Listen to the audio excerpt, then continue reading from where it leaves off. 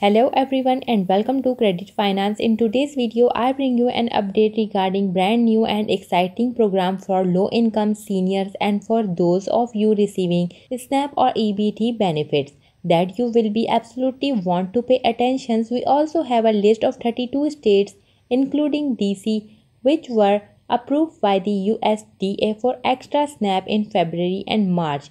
Now before we get started, if you are interested in latest news regarding SNAP, PEBT, child tax credit and everything in between, so make sure you guys hit that like and subscribe button down below. So let's start off with update regarding the latest SNAP and EBT benefit informations. This information changes on almost daily basis and it's my job to keep you informed with the latest updates, so make sure you watch every single video and watch all the way through so you don't miss out on the most current information.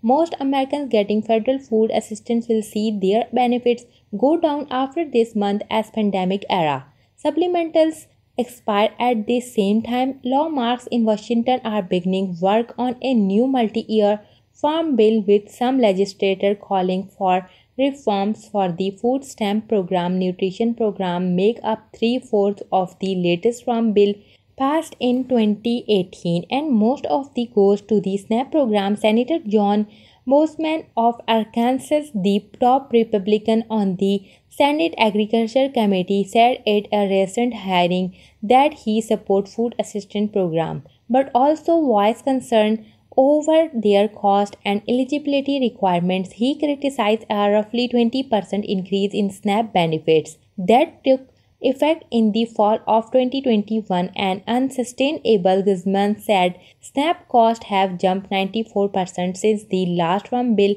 was passed and said new government projections have the farm bill's nutrition program costing more than $1.2 trillion over the next 10 years.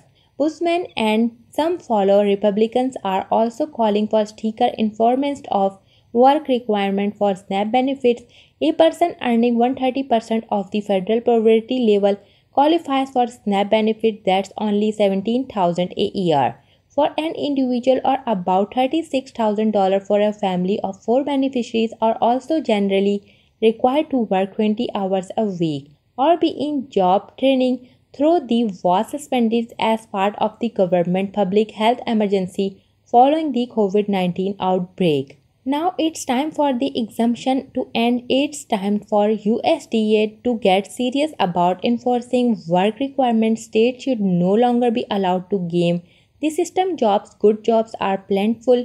There are more than 11 million jobs open across the country, equivalent to nearly 2 jobs opening for every unemployed person. US Congressman Matt Gaetz along with Representative issued a letter today to President Joe Biden, urging him to enact work requirement as a feature of welfare reform. Specifically, the letter calls for the Biden's administration to work the Congress to cut irresponsible spending in order to address the looming national debt crisis. The Congressional Budget Office last week released a new 10-year outlook that has federal debt blowing to $46 trillion over the next decade, nearly double what is it now, and the deficit is projected to increase from $1.4 trillion this year to $2.7 trillion by 2033.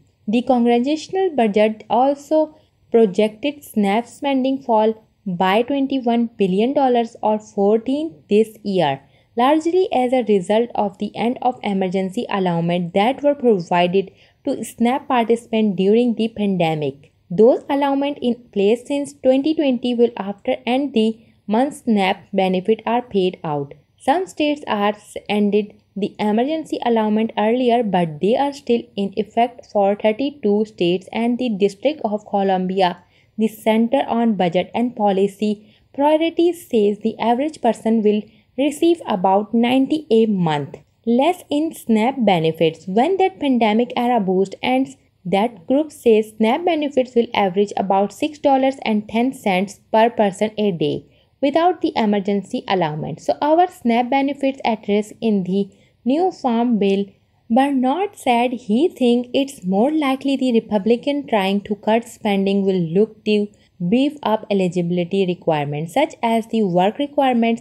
Bernard said he thinks it's more likely that Republicans trying to cut spending will look to beef up eligibility requirements such as the work requirement rather than try and reduce what individual beneficiaries receive. Patrick Coney, a special advisor to poverty solution at the University of Michigan, also said base SNAP benefits would be very hard to reverse back down. Cutting spending on programs like SNAP alone would not solve the country's budget program. The tax revenues also need to increase.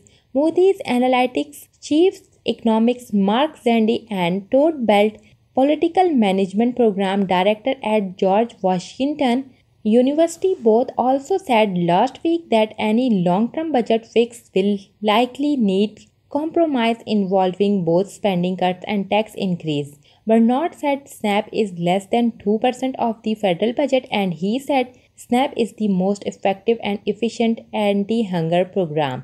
We have, on the other hand, Holcomb. The OSU Agriculture Economics is confident low marks can get a new farm bill passed. Let's hope that they get this bill passed quickly and ensure it takes care of all Americans that are struggling to put food on the table. So that's all the update that I have for today. Remember to turn on your notification button to know when I have uploaded a new video. Thanks for watching and see you guys next time.